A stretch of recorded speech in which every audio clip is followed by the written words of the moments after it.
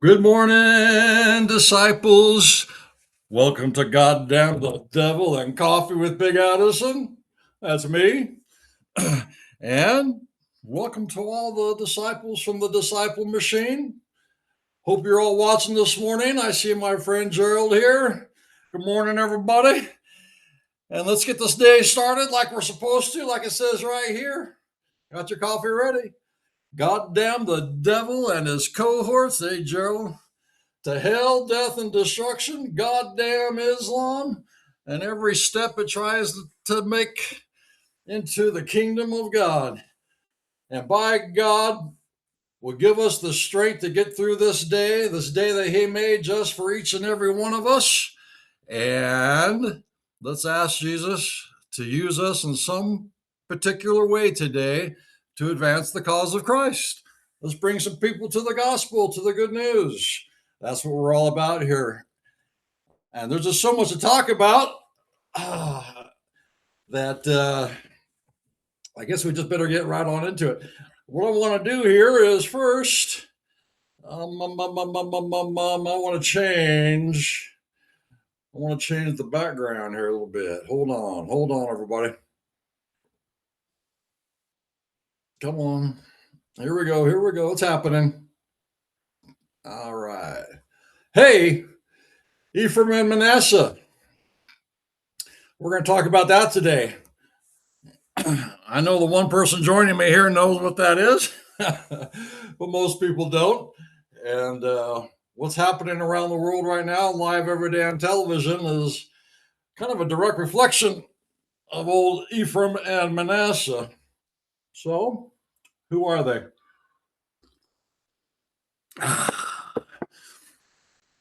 Well, back in the old days, around 70, what was it, AD? The 80, 70 AD, the sack of Jerusalem by the Roman. It must have been 80. 80? BC. 80.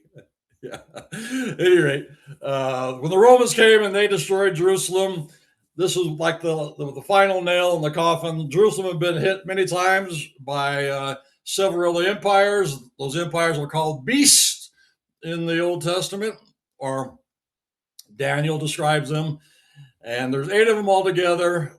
The last one is the 7th, and it gets kind of killed, but comes back and they call it the 8th. So it's the same beast. That's Islam. That's where we're at right now. But the first 6 beasts, and a couple of them were Babylonian and whatnot, the roots of Islam. So it stretches way back.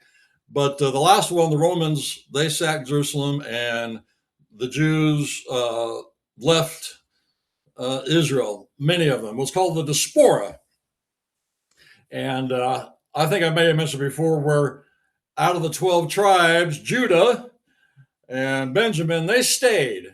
And it's from Judah that we get the name Jews from. And they kind of stayed, and they kept the government. They were kind of the government wing of the 12 tribes.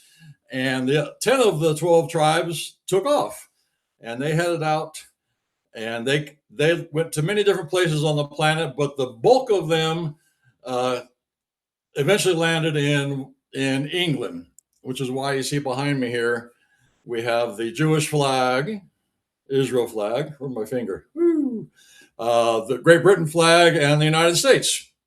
So started as in Israel, and they migrated, and they came into the area of Denmark and Scotland, and eventually England, and then eventually they came to the United States, which is why we have the American flag going here.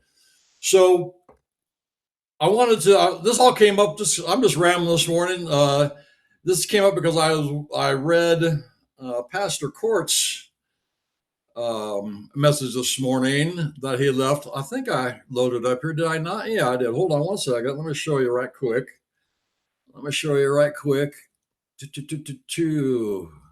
There it is. So Courts posted this: Operation Epic Fury separates America's true allies. And I just reading through the first, it's very short. I'm not going to read the whole thing, but this is what gave me the emphasis to talk about Ephraim and Manasseh today. It says a major military operation has a way of separating your true allies from the fair weather friends, fence sitters, and outright adversaries. We are now over a weekend Operation Epic Fury, the historic U.S. Israeli operation to destroy Iran's regime and its military capabilities, and a few things have become very clear along the way. The war has illuminated the reality that Israel stands as our greatest ally in the world. What? It's true, and why is that true? How is that true? That's the question. And it's not even close. Working together side by side over our two militaries are obliterating a truly wicked regime, the world's #1 state sponsor of terrorism, eliminating an imminent threat to the entire free world. Well, they're just cutting off a head of the snake, of the many snakes, many-headed snakes, many snake-headed. That's not Medusa, but you know what I'm saying. That's what Islam is. You can't.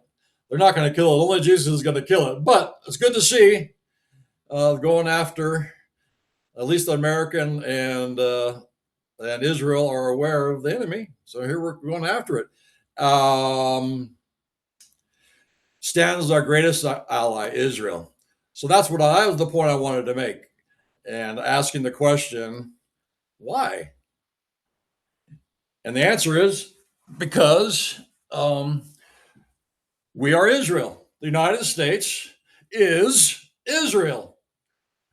Like it or not, folks, those Jews that left in the diaspora migrated eventually here, and as they came around and down, they changed their name several times, or as they became known in different lands as different peoples. That's why they're lost in history, because they didn't identify themselves as Jews or Israelites.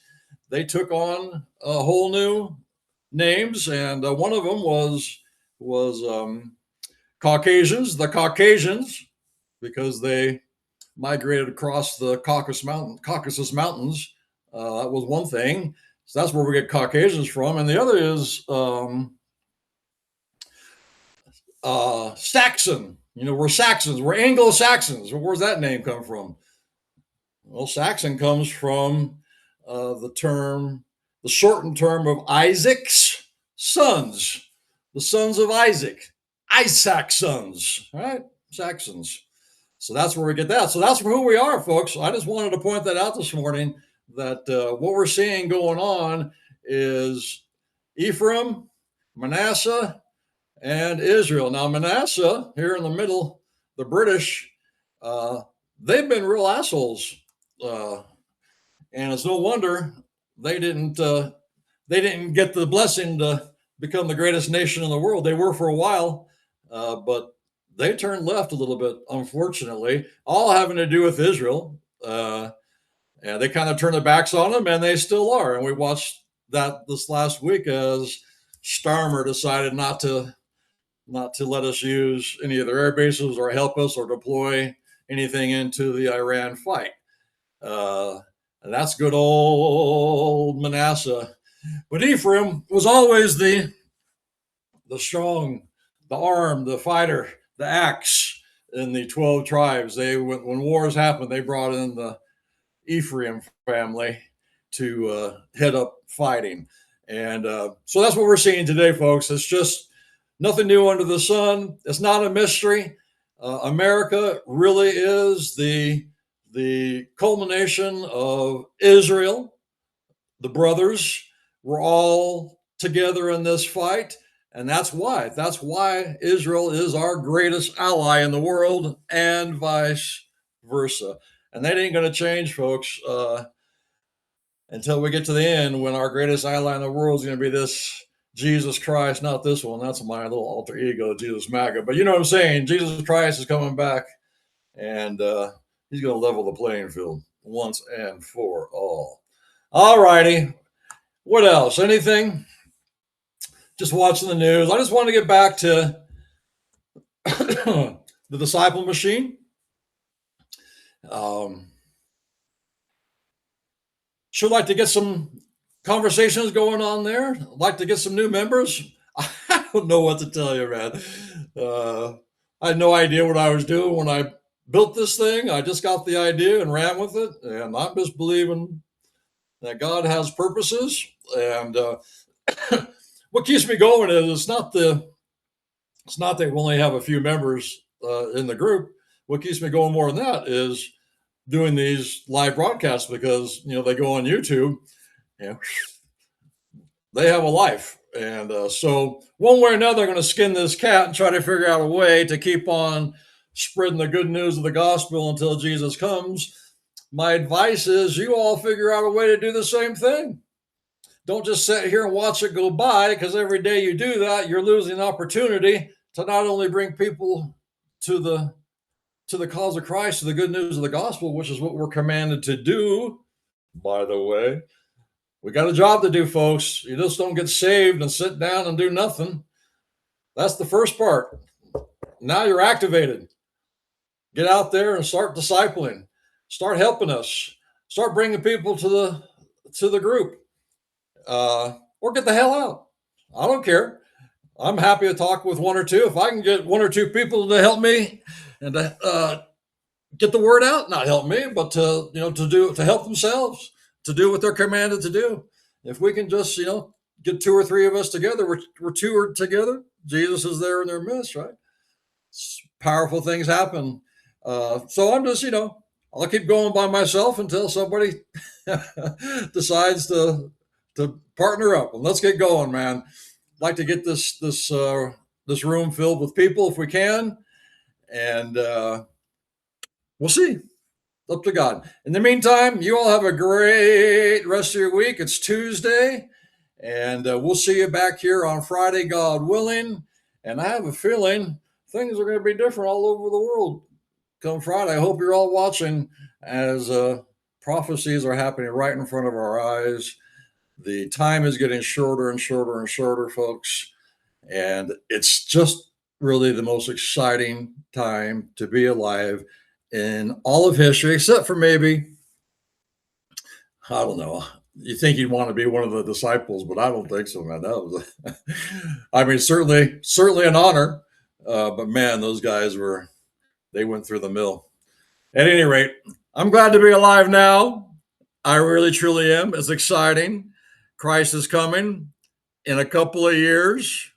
I do believe that.